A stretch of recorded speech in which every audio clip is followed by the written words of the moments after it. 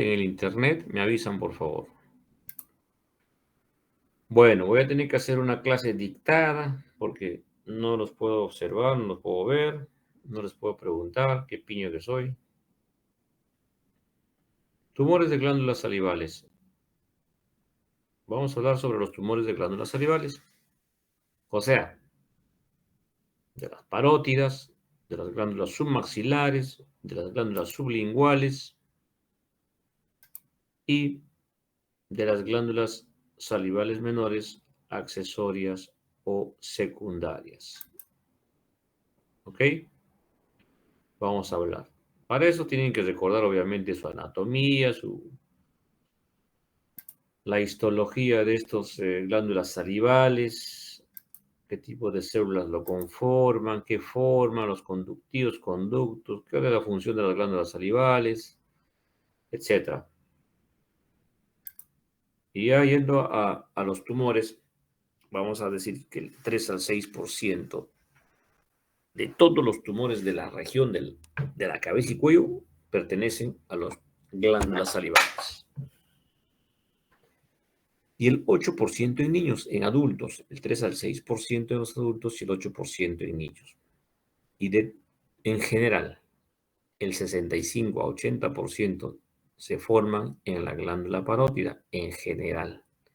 El 8 al 10% en la submandibular y el 15 a 20% en las salivales menores, accesorias o secundarias. Las estadísticas pueden variar de zona a zona, de región a región, de país a país, de continente a continente, pero en promedio generalmente se presenta de esta forma, con esta frecuencia. ¿Dónde se localizan los tumores de las glándulas salivales menores? Por ejemplo, en toda la vía aérea digestiva superior, paladar, bueno, paladar, lengua, mejilla, fosas nasales, laringe, ¿no? Nasofaringe, etc. En toda la vía aéreo-digestiva superior. Vamos a tener glándulas salivales menores, por lo tanto se pueden presentar ahí los tumores benignos o malignos. Si hablamos de benignos y malignos, vamos a ver que a nivel de la parótida, los benignos se forman en 75 a 80% y los malignos en un 20%. En las menores es al revés, 20% benignos y 80% malignos, a la inversa. Y las submandibulares es un promedio similar. Como vuelvo a decir, estas estadísticas van a variar de bibliografía en bibliografía, los porcentajes, pero esa es la forma de presentación. ¿Ok? Clasificación de estos tumores. ¿Alguien quiere incorporarse?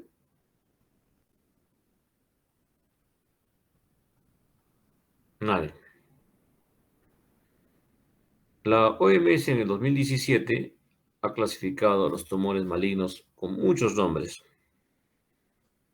Los tumores malignos. Y los tumores benignos también ha clasificado con muchos nombres. O sea, obviamente no vamos a desarrollar pues todos los tumores, simple y llanamente vamos a desarrollar los más frecuentes y digamos los más importantes. El adenoma pleomorfo o tumor mixto y el tumor de Warthin o cistoadenolinfoma dentro de los tumores benignos. ¿Ok? Encocitoma, adenoma monomorfo, adenomas células basales, miopitelioma son menos frecuentes dentro de la clasificación de tumores benignos. Y vamos a ver un poco la teoría y luego los ejemplos.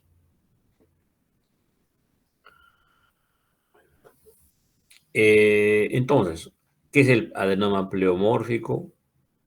Es un tumor, es el más frecuente de todos los tumores de benignos en la parótida, 70 a 85%, en la submaxilar un 5%, en las sublinguales un 0.1% y en las glándulas accesorias o secundarias hasta un 10%. ¿Dónde se localizan con mayor frecuente? Las glándulas accesorias en el paladar. Un 50% de los tumores benignos se localizan en el paladar, ¿no?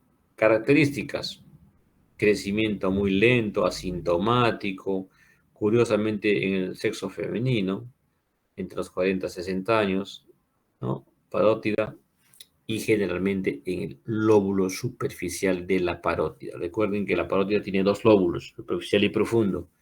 Este se presenta generalmente en el lóbulo superficial. El nombre, ¿por qué se le dice pleomórfico? Adenoma es un tumor, ¿no? Pleomórfico, porque si ustedes observan la estructura histológica, es muy complejo, ¿no? Hay una combinación de células epiteliales, mioepiteliales, mesenquimatosas. Estas pueden estar envueltas en una cápsula fibrosa, entonces hay un pleomorfismo celular, ¿ok? Algo importante de este tumor: el 3 al 5% aproximadamente tienden a malignizarse después de unos 10 a 20 años de evolución, sobre todo cuando los tumores son grandes. Y es peligroso, ¿no? Entonces, mejor es operarse a tiempo que dejar vivir con su bolita en la cara. El otro tumor benigno es el tumor de Warthin o cistoadenoma papilar linfomatoso o adenolinfoma. Representa el 5 al 15% de todos los tumores salivales. La segunda neoplasia es este tumor de Warthin, hablando de tumores benignos, ¿ok? En la parótida, casi es exclusivo de la parótida. No hemos visto Warthin en sus maxilares, en sus linguales, menos en accesorias.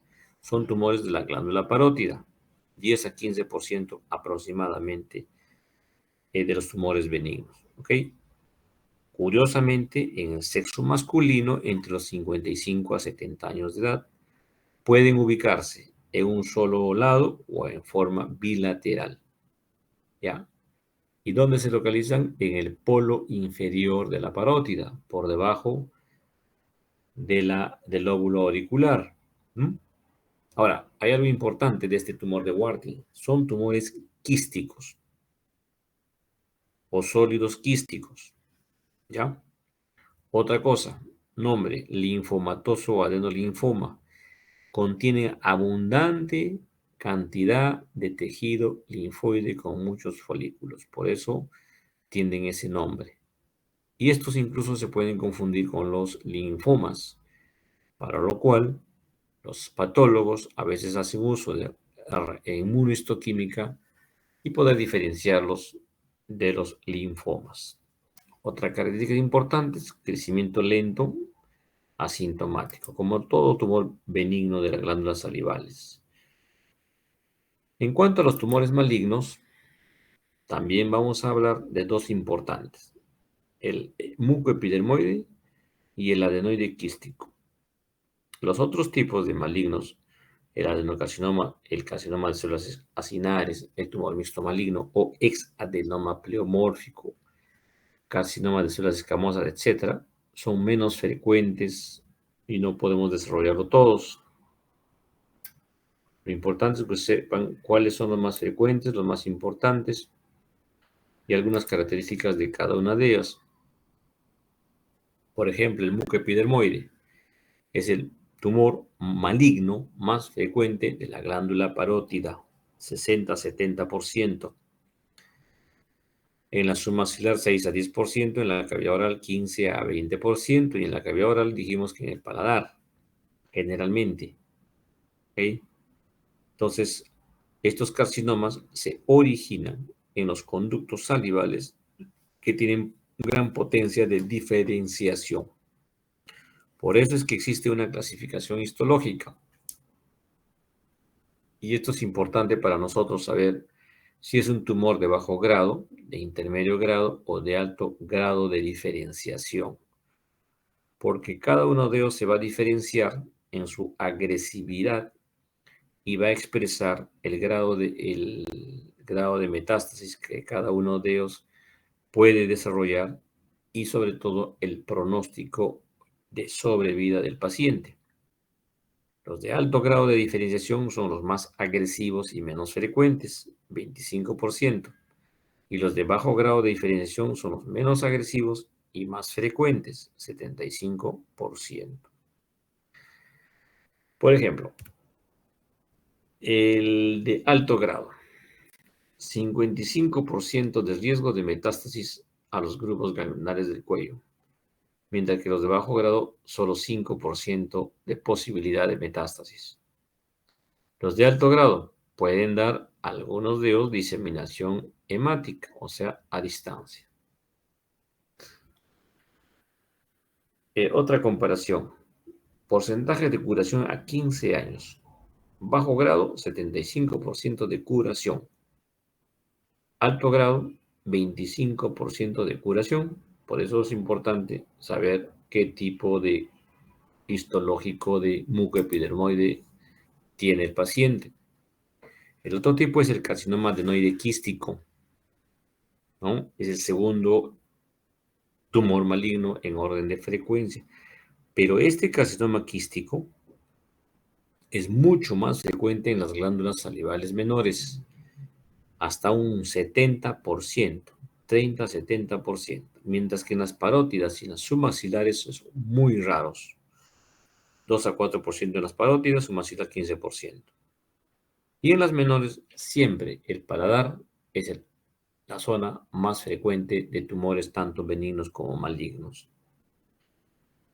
Otra cosa importante de este tipo de tumor, son muy altamente resistentes a la radioterapia y a la quimioterapia. Entonces, la primera opción es la cirugía, pero si no tienen esta opción de la cirugía, pasan a tratamiento paliativo.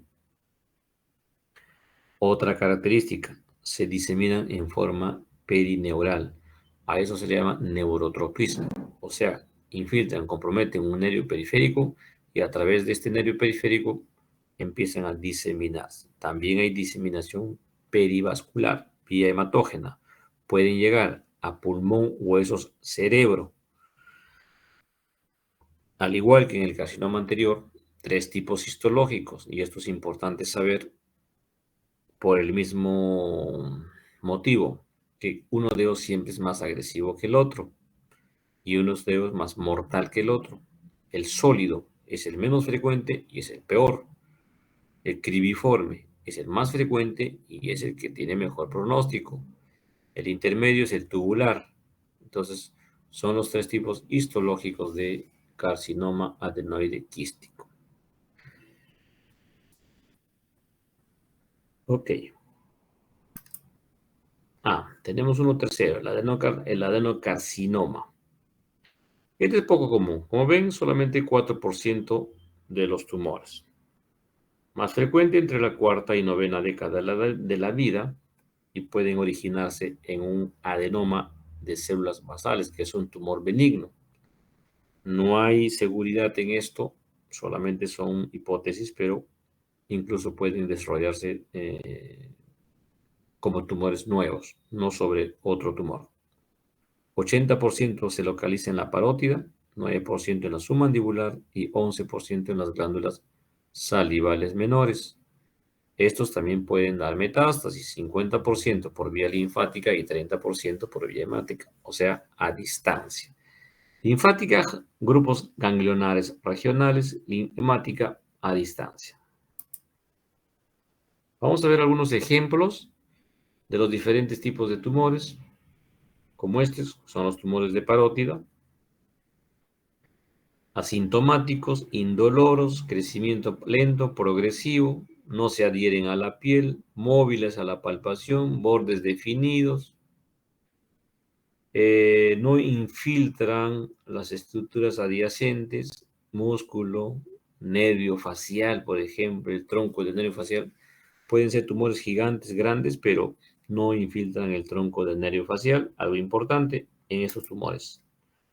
Los tumores de Warthin, dijimos en el polo inferior de la parótida, generalmente masculinos, quísticos, las mismas características clínicas que el adenoma pleomórfico.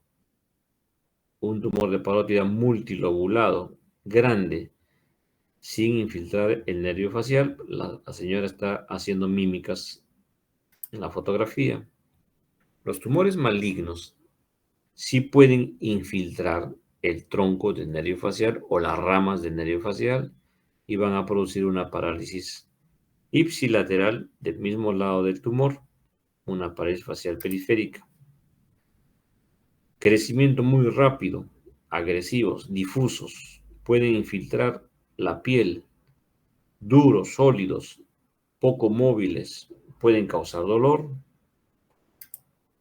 Otro tumor maligno de parótida gigante, de crecimiento rápido, se adhieren a la piel, pueden infiltrar la piel, como este caso.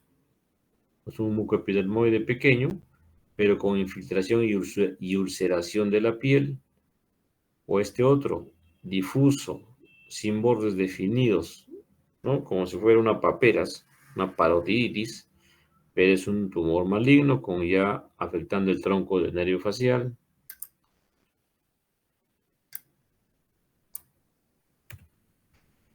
Eh, Acá también tenemos a una señora con un tumor de parótida ya con afectación del tronco del nervio facial, ¿no? Hay parálisis de los músculos frontales, no pueden cerrar los ojos, los párpados no pueden cerrar y la comisura labial se desvía.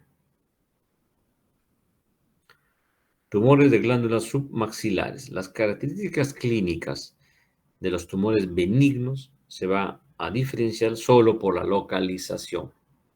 Las demás características son tan similares a la parótida: crecimiento lento, indoloros, no afectan estructuras adyacentes, etc. Solo se diferencian de la localización.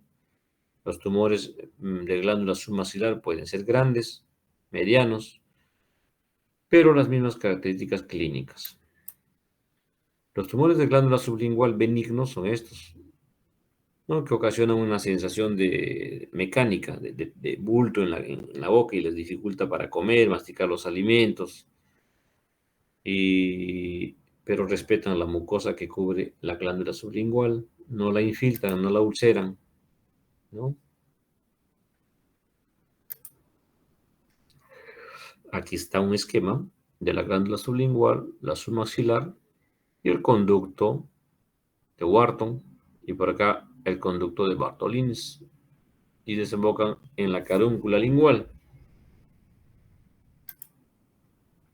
Examen bimanual de la glándula sublingual y submaxilar, una mano por debajo del reborde mandibular y otra en forma intraoral, tratando de palpar las glándulas.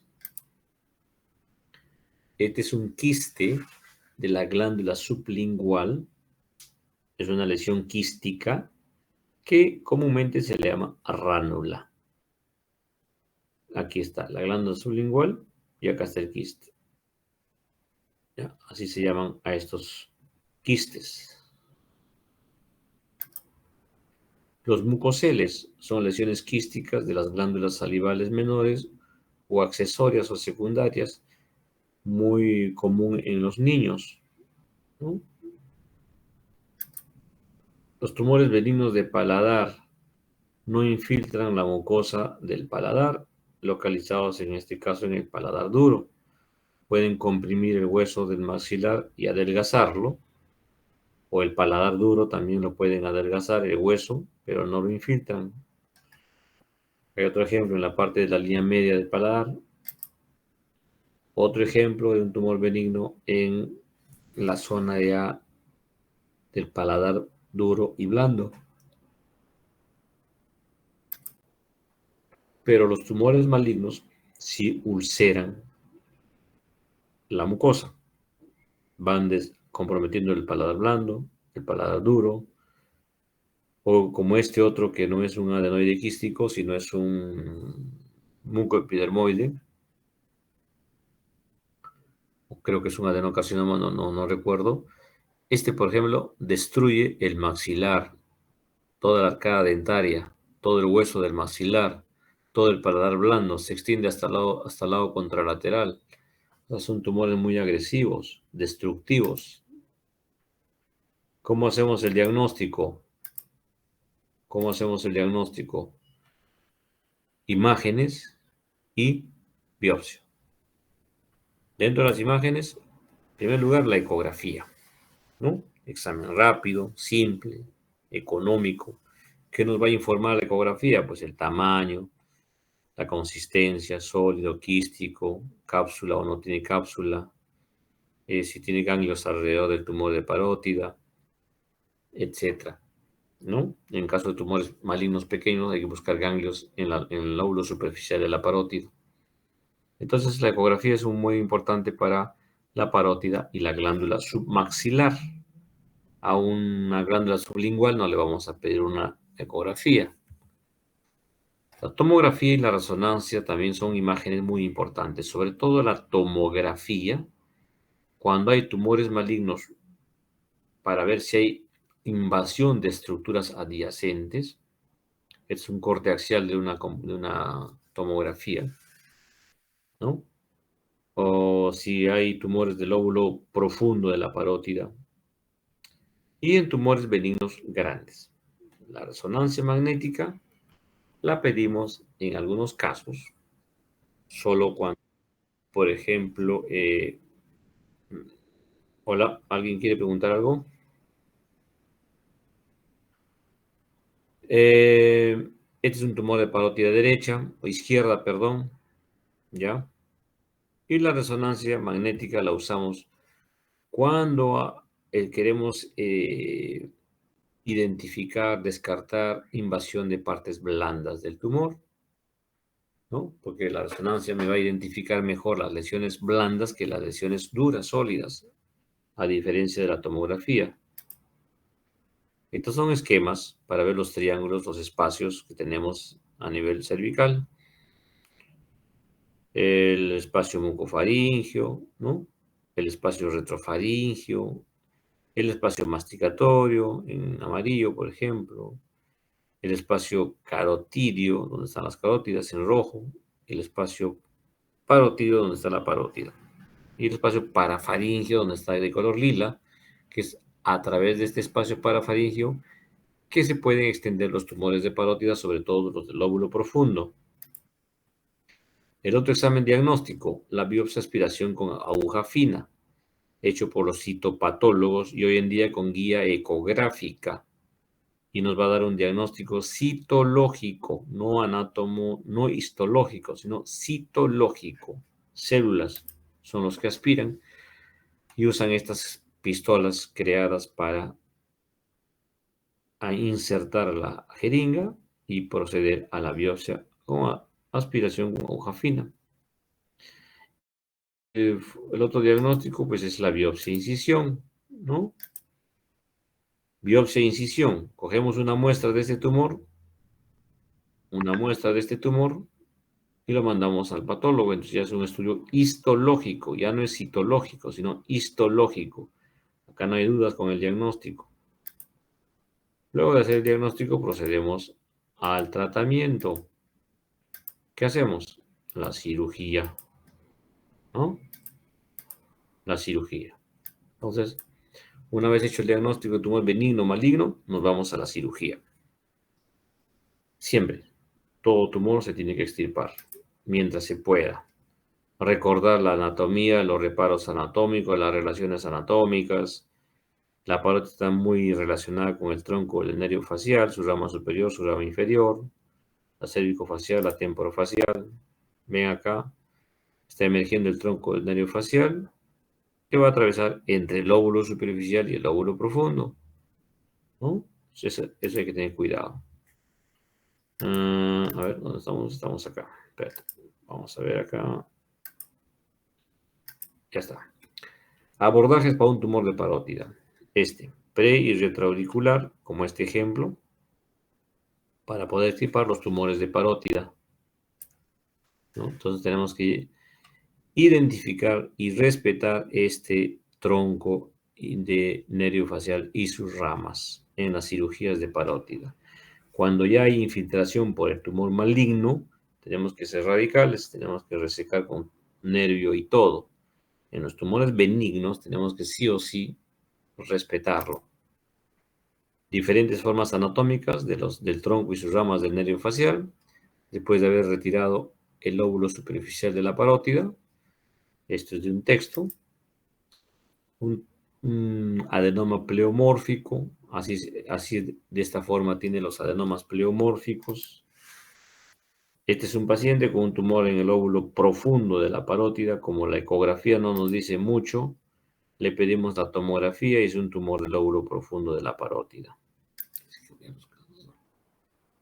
Abordamos, como ya dijimos, identificamos el tronco del nervio facial, preservamos sus ramas, levantamos el lóbulo superficial, sacamos el tumor del lóbulo profundo, respetamos el tronco y las ramas faciales, devolvemos a su sitio el lóbulo superficial. O en tumores mucho más grandes como este, de parótida, que hace cuerpo incluso con la submaxilar, ¿no? Pero no hay signos de infiltración del nervio facial.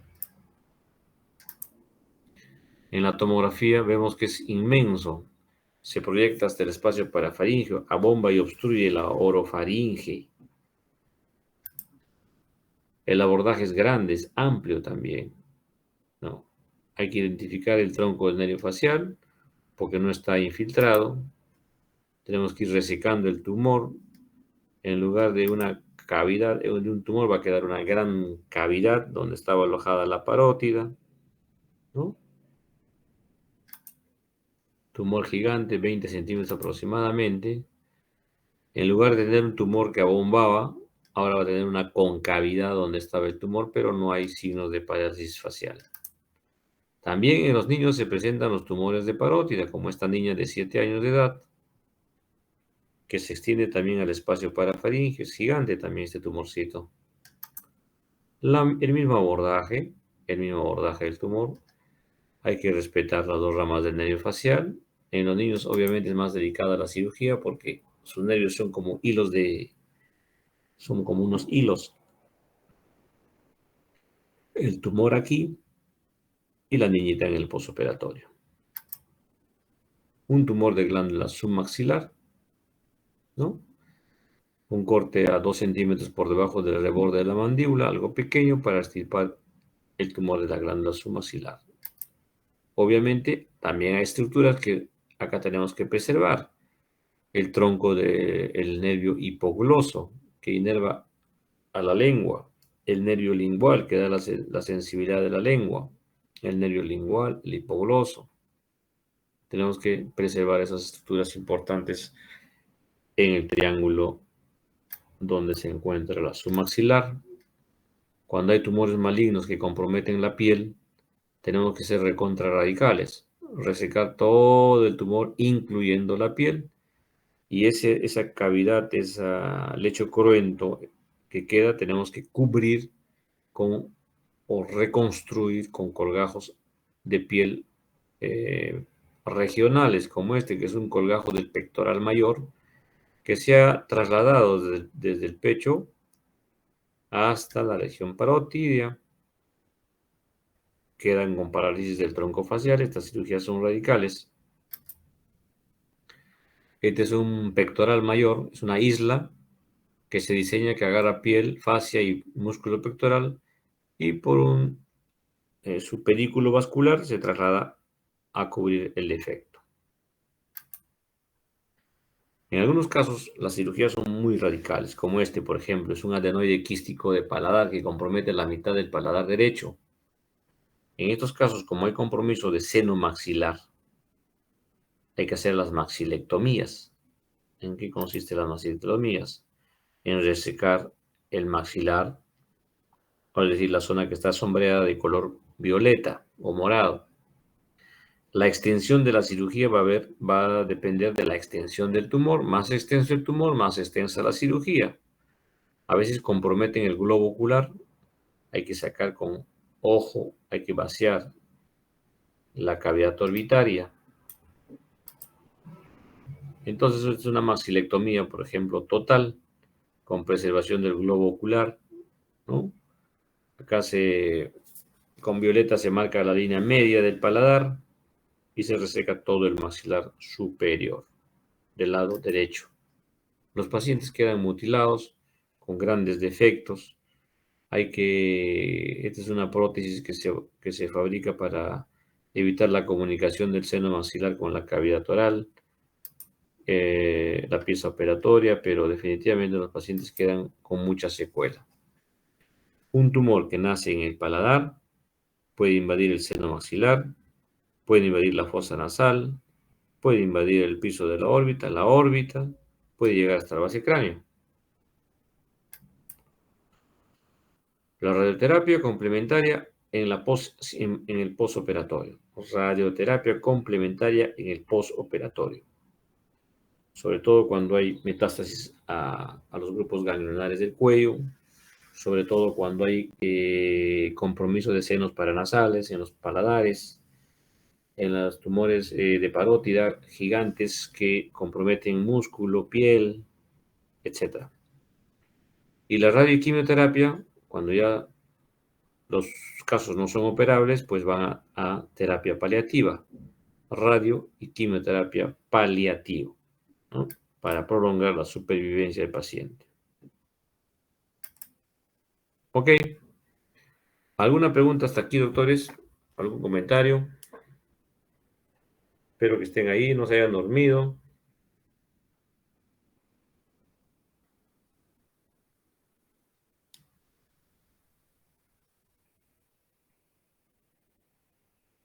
Hola, ¿están ahí? Sí, doctor. Sí, doctor. Ok, entonces espero que hayan entendido la clase. Ya las dudas las podemos resolver ahora. Si se acuerdan mañana en las prácticas, mañana no. Jueves y viernes tenemos prácticas en los diferentes hospitales. Y listos para resolver sus dudas. Con gusto. Muy bien, no habiendo preguntas, espero que esté todo claro. Nos vemos en mi siguiente práctica conmigo, ¿ya?